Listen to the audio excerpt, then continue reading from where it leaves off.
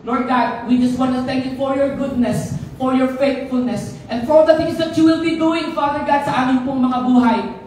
Ang nais namin ay kilalanin ka. Ikaw na Diyos na may dalang ng langit at ng lupa. Patuloy, Panginoon, salamat sapagkat sinabi mo ang nais mo kung saan ka naroon ay doon mo kami dadalhin, Panginoon. Time will come. Salamat po. We bless your holy name. We glorify thy name, God, continually. And for the rest of this service and all the things that we will be doing, Father God, as we entrust to you, Lord Jesus. Yes, Lord. This we ask in Jesus' name. Amen. Amen. Amen. Amen. So we will be talking about the status of the salvation and evangelism. Salvation is ito yung kaligtasan ng ating kaluluwa. And many people, at this very moment, matagal ng issue po yung topic na ito, na salvation. When we talk about salvation, we talk about salvation. We talk about yung kaligtasan. Hindi lamang yung kaligtasan ng ating pong physical ng pangangatawan. For example, ikaw ay naglalakad, malayo ka sa hit and run sapagkat ikaw ay iniligtas ng Panginoon.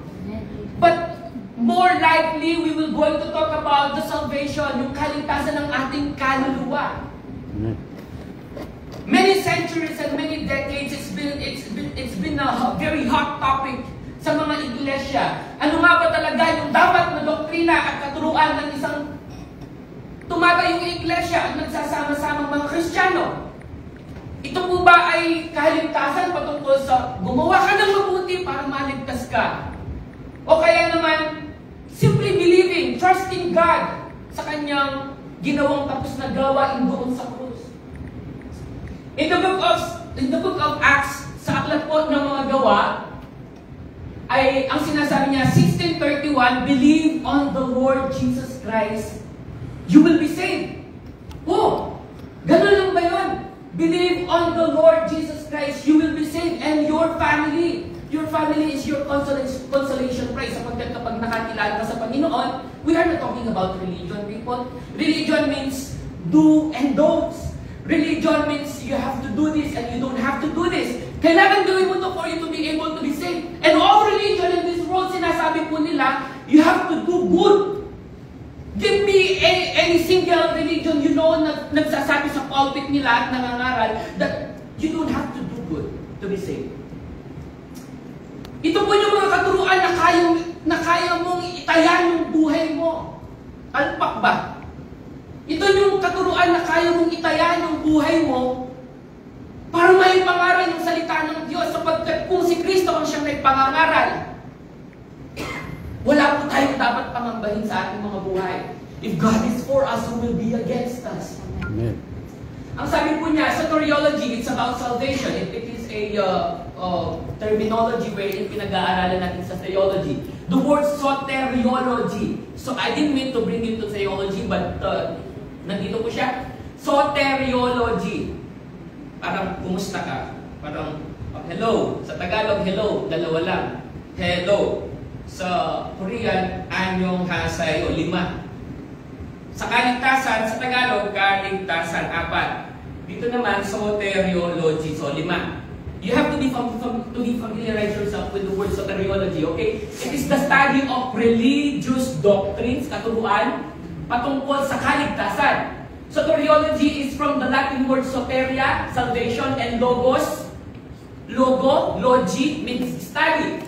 Salvation theory occupies a place of special significance in many religion. Ito po yung main topic ng lahat ng religion. Pero, initignan natin dito, papaano po yung explanation, papaano yung katuruan, papaano yung sa inyo patungkol sa kaligtasan. Mga kapatid, listen to me very carefully.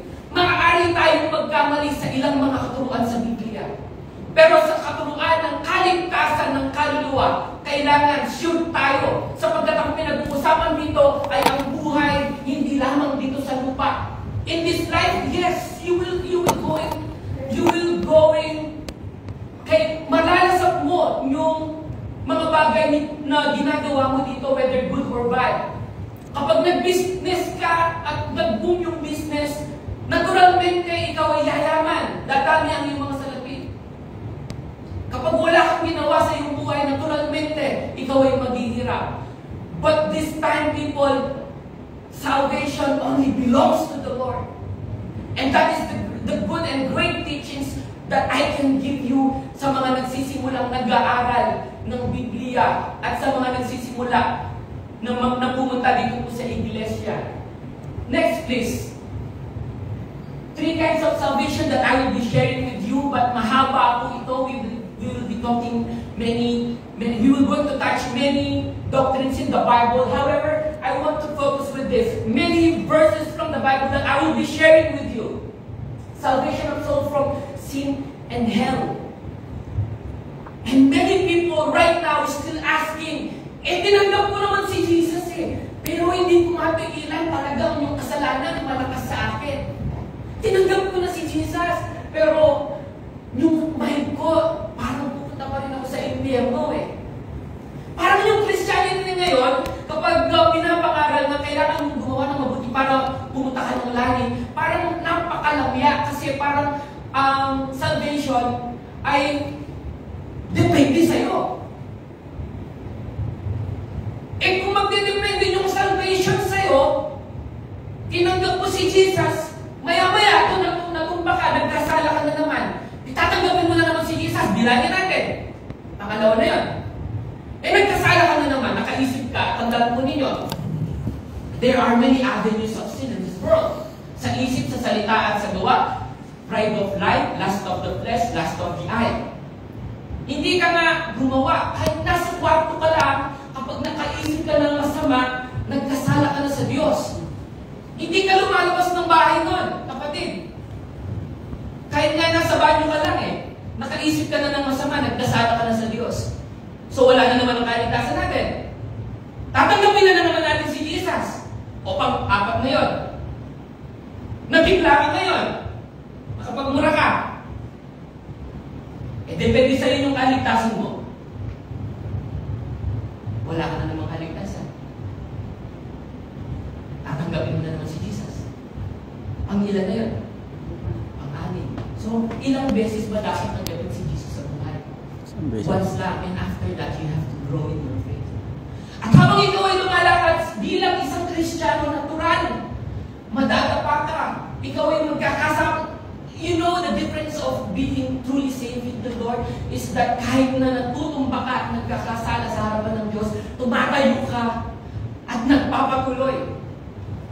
Ang mga tunay na ligtas ay hindi lamang yung first tinanggap nila si Jesus sa buhay nila, nagtaas ng kamay at umiyak, kung hindi yung sila ay nagpapatuloy doon sa daang inihanda ng Diyos para sa kanila. I press on toward the goal to win the prize. Ang sabi po ng Bible, ang sabi ni Apostle Paul, nililimot ko yung nakaraan at itinutuon ko ngayon yung ating paningin doon sa inaharap.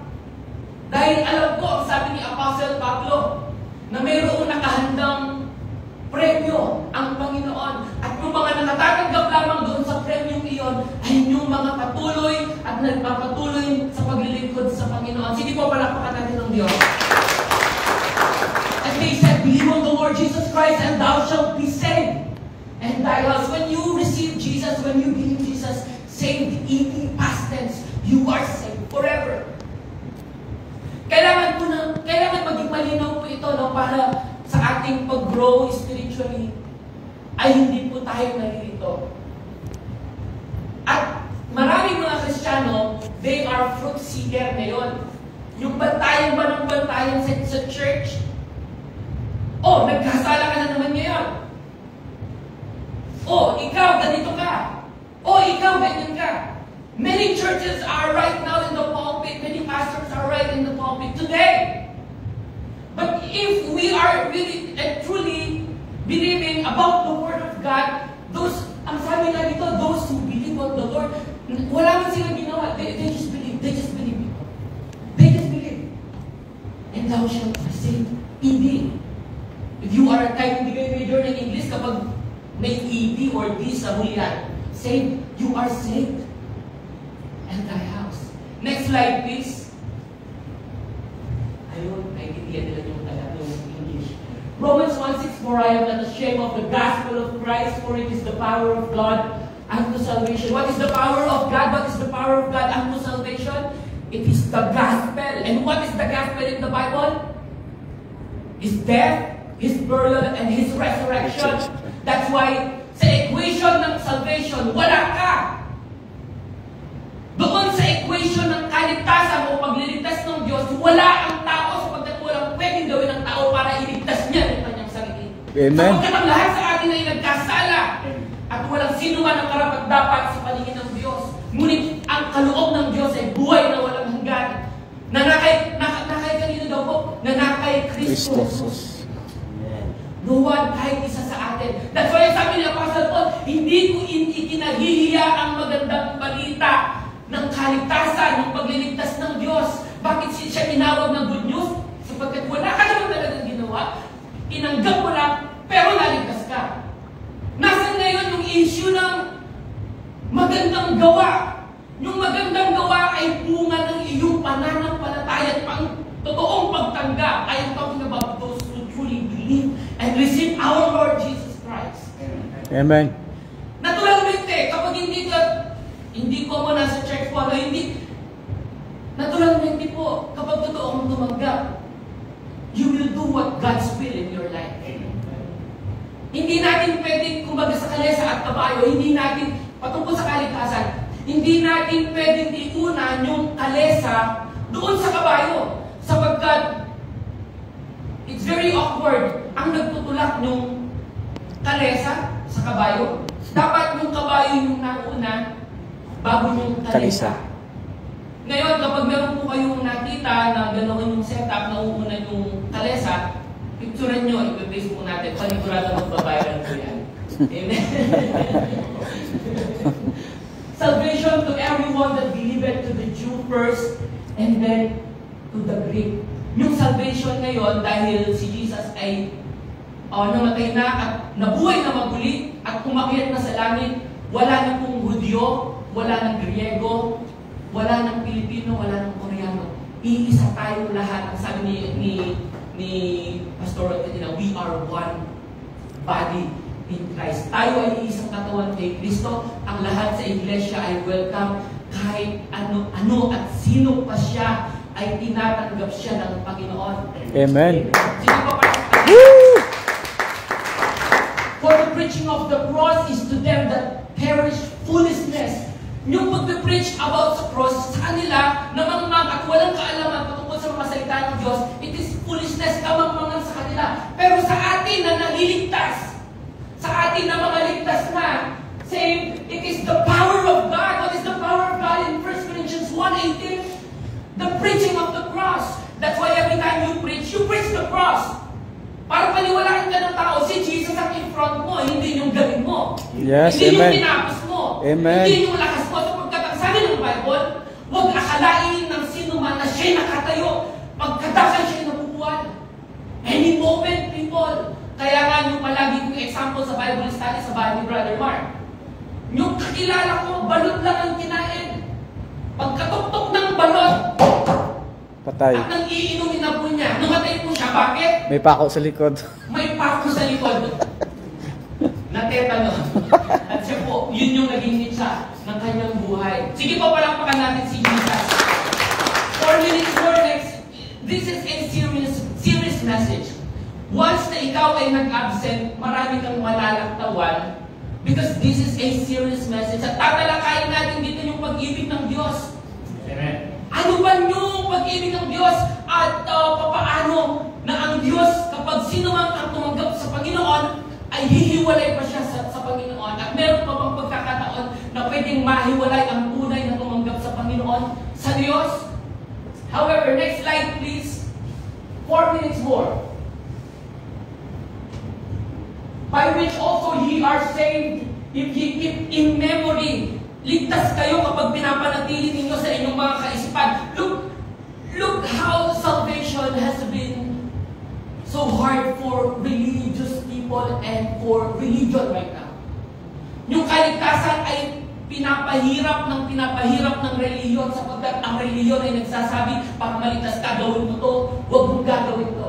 Pero look at that one, Corinthians 15:2, by which also ye are saved. If ye keep in memory. Kapag pinapanatili mo pala, yung mga salita ng Diyos sa iyong kaisipan, ikaw ay ligtas. Amen. Unless you have believed in faith, unless yung pinapaniwalaan mo ay walang kwenta. Pero you know the gospel in the Bible, it can be found in 2 Corinthians chapter 15 from verses 2. Ang sabi niya, it talks about yung kamatayan, it talks about yung burol, at it talks also about yung pagkabuhay na maguli ng ating Panginoong Jesucristo. At nung si Kristo ay nabuhay na maguli, lahat ng tatanggap sa Kanya ay mabubuhay na maguli pagdating ng oras. Amen. Sige po, palakpakan natin sa Diyos. Who delivered us from so great a death. You will going to die. Everyone will die here. Ang bawat isa sa atin, kahit gaano ka pa kayaman, kahit gaano ka pa kaganda o kapogi, Amen. you will going to die. Amen. Yes. We all die. Ang lakas-lakas ngayon ng tao. Sa physical na pangangatawan, sa paglabas, yung loob niya, high blood pala siya. Nako. Wala dito yung nasa labas, Pastor. Nasa labas. Amen. Praise God. Sige po. Kahit gaano ka pa kayaman kung nagdadialysis ka. Yes. Amen. Woo! Yes. Hallelujah! That's why, kailangan natin yung isa't isa para magpanalangin at magpalakasan. At Amen. magpaalala na iwasan ang mga matataba, masusyugan ng pagkain. Nako po. That's why you are here right now. Not just talking about the spiritual matter, not just talking about the spiritual matter, but also in physical, because we are still on earth. It's good thing the Lord has given us the opportunity to preach the word, to talk about the spiritual matter, Amen. about salvation, about God's work in our lives, at kung paano tayo ang Diyos ay kikilos sa ating mga buhay. But people, we need each other. No one is an island. Yes. Who delivered us from so great a death, God deliver, He who we trust that He will yet deliver us. Itatawid ka ng Panginoon sa iyong landasin. Gaano man kahirap ang iyong pinagdaraanan ngayon. Amen. Amen. Bibiginin ko po kayo this time, there will be a second Sunday. There will be a anniversary ng isang church po natin sa Seoul, sa Yongsan, sa 18 next month. So, probably, hindi ko pa alam kung kailan yung second series nito or yung second service natin, but probably, magpo-focus tayo doon, at I want everybody to please join us there, because what I am preaching here, I am also preaching there. Iisa lang po yung doctrine and teaching na tinuturo ko. Tandaan po natin, ang sino man, kahit sino pa siya, ang sino mang tao na tumanggap ng totohanan sa ating Panginoong Jesucristo ay ligtas. At siya po ay ligtas magpakailan-kailan pa man. Amen.